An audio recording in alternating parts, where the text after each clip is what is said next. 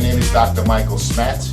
I'm a chiropractor practicing in Manhattan for over 37 years. And I'm here to talk to you about chiropractic and how we could incorporate that as part of your lifestyle. I've been involved with HealthCorps for over 9 years now, and I'm proud to be associated with the founders, Dr. Oz and his wife Lisa, and I'm proud to be part of the HealthCorps team. So today, we're going to talk about the subluxation and how the body works and how we could do things to improve. Now, first of all, as we learned before, and most of you took these courses in the earlier with anatomy and learned all about the brain and the spine and the nervous system. So the brain is the only organ that can heal us by sending messages to the organs and instruct the organs what to do. It is only when there's an interruption in any of these messages that a true health problem could exist.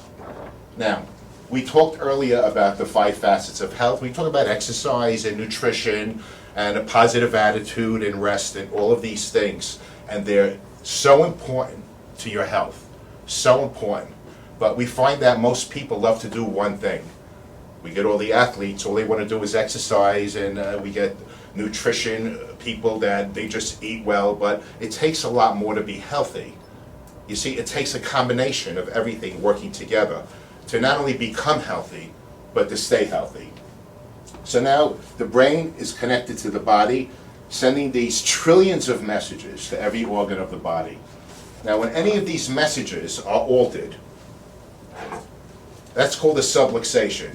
And that's when a bone is out of place and it puts pressure on the nerve.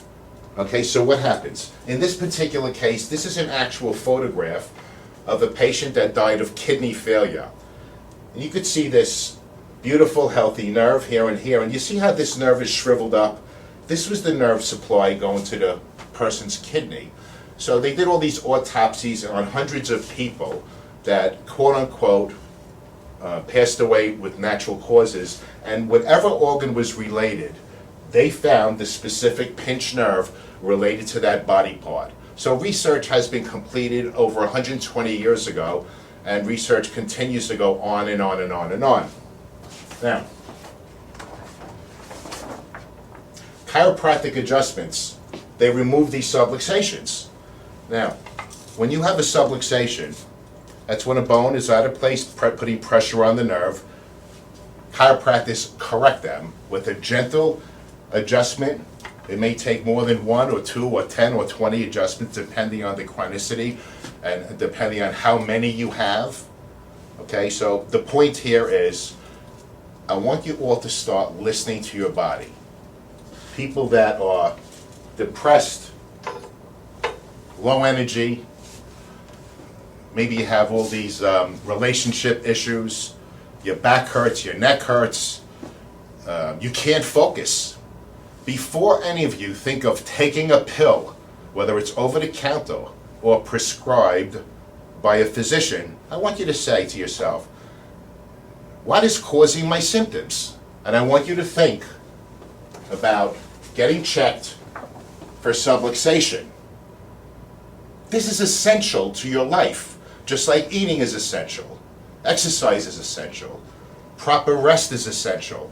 A proper nerve supply is the most essential because you could do all of these things and without you knowing it, if you have one or more of these vertebrae rotated out of alignment in your spine, you are limiting the amount of messages flowing from the brain to the body.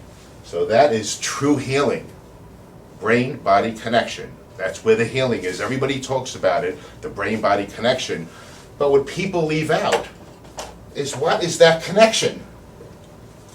And the connection is that every tissue cell, once again, is controlled by the brain. The brain sends the message to the body part, and the body part sends a message back to the brain and says, I just did what you told me to do. That's called the safety pin cycle. Okay? The brain sends a message, body part sends a message back, so they just completed it. Now, we talked earlier about the causes of the subluxation, whether it's sports injuries or car accidents or just learning how to walk.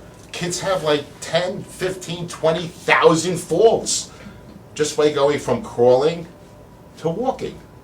Now, some of you that have children or have young nieces or nephews, you could know how damaging all of these falls are.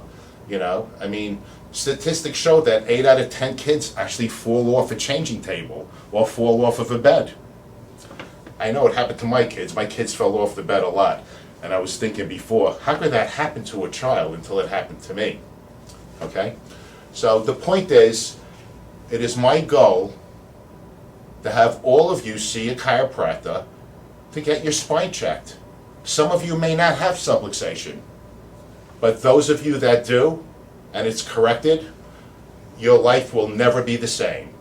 And I say that in a beautiful and positive, loving way. Thanks for your time.